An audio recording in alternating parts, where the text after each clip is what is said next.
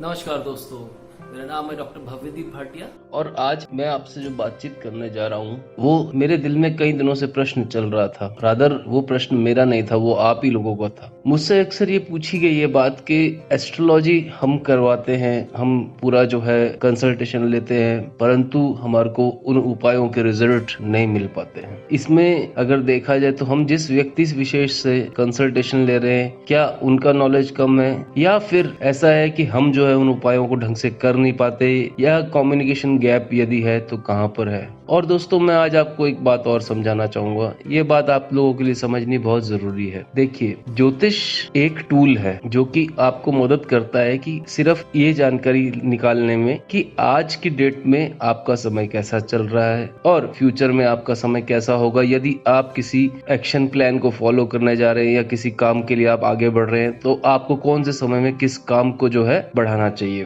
परंतु बात यह एक टूल है, क्योंकि जब हमारे जो प्रोजेक्ट्स होते हैं या जो हमारा जो काम होता है वो हाईली एम्बिशियस काम होता है, तो उस समय इस तरह के टूल्स जिसमें हमारे जो ज्योतिष है वो मुख्यतः आता है, जिसको हम यूज करते हैं। मैं आपको एक बात बिल्कुल क्लियर करना चाहूंगा कि संबंध क्या है ज्योतिष का योग के साथ, ज्योतिष का ध्यान के साथ। और साथ में मैं आपको इस प्रश्न का जवाब भी देना चाहूंगा कि यदि आप कहीं से कंसल्टेशन लेते हैं तो आपकी जो काम या जो आपकी जो इच्छा होती है, जो आप पूरा करना चाहते हैं काम को, वो पूरा क्यों नहीं हो पाता है, आज हम उसी को समझने जा रहे हैं। देखिए दोस्तों, सबसे इम्पोर्टेंट चीज है कि हम जो है अपने भविष्य का निर्माण खुद करते हैं, अपने कर्मों से करते हैं। परंतु होता क्या है कि अक्सर इस तरह की प्रतिस्पर्धा दौड़ होती है कि हम एक चीज को इग्नोर करते हैं फिर दूसरे को एक्सेप्ट करते हैं। देखिए, ऐसा बिल्कुल नहीं करना। आप आज की डेट में अगर देखेंगे कि योग का जो सम्मान है, ना कि केवल भारतवर्ष में, पूरी दुनिया में जो योग ने सम्मान पाया है, उसको आप देख सकते हैं, क्योंकि लोग जो है बेहतर हुए। परंतु बात ये थी कि जैसे योग का मान सम्मान बढ़ा, इसी तरह से आप होम्योपैथी देखिए, आयुर्वेदा देखिए, ये सभी रेलेवेंट साइंसेज है और इसी तरह से एस्ट्रोलॉजी भी है। परंतु अगर हम कनेक्टिविटी को समझेंगे, होता क्या है, आप कोई भी काम करते हैं तो आप एक संकल्प के साथ करते हैं, एक दृढ़ निश्चयता के साथ करते हैं। परंतु आपके पास जब वो दृढ़ निश्चय नहीं होता है तो आपका जो काम है वो पूरा नहीं हो पाता। इसी तरह से ये चीजें लागू आयुर्वेद में भी होती है। कई लोग आते हैं कि सर हमारे को फॉर एग्जांपल ये बुरी आदत है, हम आयुर्वेद होम्योपैथी को इस्तेमाल करते हैं पर हम इस आदत को नहीं छोड़ पाए। जब आप एक कर्म को दृढ़ निश्चय संकल्प के साथ नहीं कर पा रहे हैं तो उसका जो रिजल्ट है वो अकॉर्डिंगली नहीं आएगा, और उसमें एस्ट्रोलॉजी का कोई फॉल्ट नहीं है, उसमें एस्ट्रोलॉजर का भी कोई फॉल्ट नहीं है। बात यह है कि एस्ट्रोलॉजी की जो छोटी रेमेडीज भी होती हैं, ठीक है, जिसमें चाहे कोई डोनेशन हो, किसी का छोटा मोटा दान हो, चाहे लाल किताब की रेमेडीज हो, वो भी आपका संकल्प मजबूत करवाने के लिए कराई जाती है। इवन तक मुझसे लोग पूछते हैं स्टोन क्यों पहना जाता है। डेफिनेटली आपका संकल्प मजबूत हो इसलिए ही पहना जाता है। परंतु यहाँ पर अब हमें यह समझना है कि हम अपने संकल्प को, जो जड़ है, उसको कैसे मजबूत करें, और आज मैं आपको वो समझाता हूँ किस तरह से हम यूज करेंगे। मगर आगे बढ़ने से पहले मैं आपको एक बात बिल्कुल क्लियर करूंगा। आप मेरे तमाम वीडियोस देख रहे हैं, एस्ट्रोलॉजी को समझ रहे हैं, पर सबसे इंपॉर्टेंट चीज है आपका पॉइंट ऑफ व्यू, आपका नजरिया। आपका पॉइंट ऑफ व्यू और आपका नजरिया जब तक दोस्तों नहीं बदलेगा तो आप मान लीजिए कि आपको किसी भी चीज का रिजल्ट नहीं मिलेंगे, चाहे वो योग हो, चाहे होम्योपैथी हो, चाहे एस्ट्रोलॉजी हो, चाहे एलोपैथी हो, चाहे कुछ भी साइंस आप अप्लाई करते हैं जो कि आपकी या ह्यूमैनिटी की बेहतरी के लिए है, परंतु उसके रिजल्ट आपको नहीं मिल पाते। उसके पीछे केवल एक चीज मैटर करती है, वो है आपका नजरिया। और आपका पॉइंट ऑफ व्यू, नजरिया किस तरह का हो सकता है, मैं आपको एक छोटी सी कहानी के साथ क्लियर करूंगा। बात आज से कुछ 1000 साल पहले की है, जब गौतम बुद्ध हुआ करते थे। एक बार की बात है, वो एक पेड़ के नीचे अपने शिष्यों के साथ तपस्या कर रहे थे। एक व्यक्ति जो कि बहुत गुस्से में था, उग्र था, वह आया और आकर उसने गुस्से के अंदर गौतम बुद्ध के मुंह पर थूक दिया। अब इस चीज को शिष्य ने भी देखा और उसने ना कहने वाले अपशब्द भी गौतम बुद्ध को कहे। शिष्यों ने कहा कि प्रभु यदि आप कहें तो हम इस व्यक्ति को सीधा कर देते हैं। तो गौतम बुद्ध ने कहा कि नहीं, ऐसा कुछ नहीं है। बात यह है कि आप लोगों को लग रहा है कि मुझे इस पे गुस्सा आ रहा है, मुझे इस पे गुस्सा नहीं आ रहा है। एक्चुअली मुझे जो है इसके ऊपर दया आ रही है। मुझे ऐसा लग रहा है कि ये व्यक्ति एक बार और मेरे ऊपर थूके, कुछ और अपशब्द मुझे कहे, जिससे इसके अंदर की जो घृणा है, इसके अंदर की जितनी भी जो नेगेटिविटी है वो खत्म हो सके।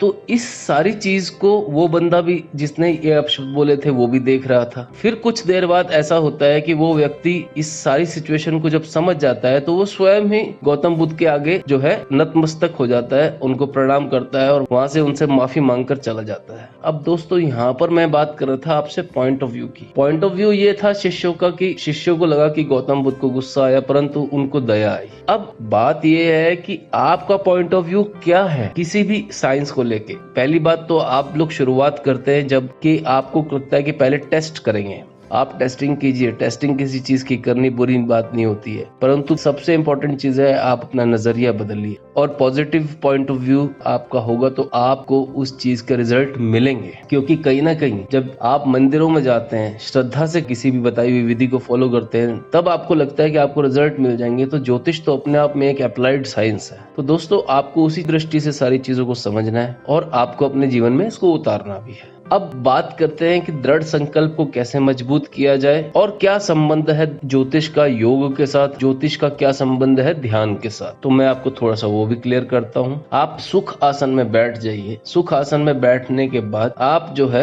इस मुद्रा को अपनाइए। उसमें आपको क्या करना है, राइट हैंड से अपने जो है देखिए लेफ्ट नॉस्ट्रिल और राइट नॉस्ट्रिल, दो तरह के नॉस्ट्रिल होते हैं। तो राइट नॉस्ट्रिल यानी कि दाहिनी जो आपकी नासिका है उसको दबा के और आपको लेफ्ट नॉस्ट्रिल यानी कि बाहिनी नासिका से सांस लेना है 5 से 7 मिनट। मगर अब आप पूछेंगे कि ऐसा क्यों? ऐसा इसलिए क्योंकि जो आपकी लेफ्ट नॉस्ट्रिल यानी कि बाहिनी नासिका होती है उसमें चंद्र नाड़ी होती है और जो आपकी दाहिनी नासिका होती है उसमें सूर्य नाड़ी होती है। तो चंद्र नाड़ी को मजबूत करने से आपका संकल्प, आपकी दृढ़ निश्चयता जो है आपके चरित्र के अंदर बढ़ती है, जिससे आप किसी भी कर्म को जब करते हैं तो आप उसको अंत तक जाकर पूरा खत्म करते हैं और उससे मनवांछित जो रिजल्ट आपको वो मिलते हैं। परंतु जब आपका कर्म पूरा ही नहीं हुआ और जिस शक्ति से उस कर्म को या जिस श्रद्धा से उस कर्म को आपको करना होता है आप नहीं करते तो आपको अकॉर्डिंगली रिजल्ट नहीं मिलते और अल्टीमेटली आप जो है उसमें दोष जो निकालते हैं वो ज्योतिष का निकालते हैं। तो योग की इस आसान से क्रिया को करने के बाद आप पाएंगे कि आपको ज्योतिष से संबंधित बेहतरीन रिजल्ट मिलने लगेंगे।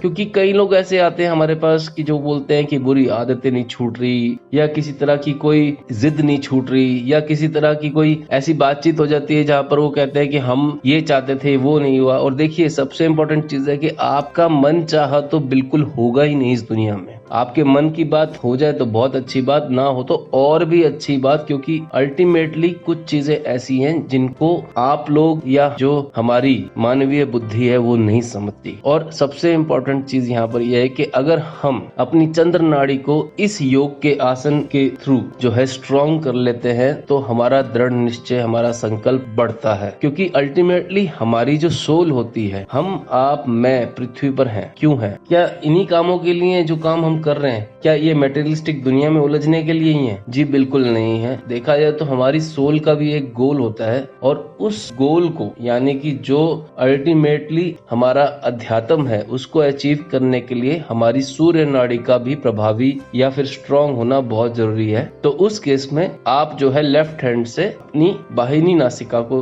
दबाकर और दाहिनी नासिका से 5 से 7 मिनट डेली सांस छोड़ना, सांस लेना, एक्सेल इनहेल का प्रोसेस करते हैं तो आप पाएंगे कुछ दिनों में आप ध्यान को भी बहुत कुशाग्रता से कर पा रहे हैं। तो दोस्तों ये बातें छोटी छोटी हैं, ये रिलेशनशिप छोटे छोटे हैं, परंतु इनकी उपयोगिता हमारे जीवन में बहुत ज्यादा है। देखा जाए तो समय की कमी किसी के पास नहीं होती है, परंतु हमारा जो ध्यान है वो हमारी आत्मा यानी कि हमारे अध्यात्म की तरफ बिल्कुल नहीं है। हम सब, जैसे कि मैंने आपको पुराने मेरे कुछ वीडियोस में बताया है, राहु के कारण ये जो है पूरी दुनियादारी के अंदर उलझे हुए हैं जिनको हम मटेरियलिस्टिक हिच बोलते हैं।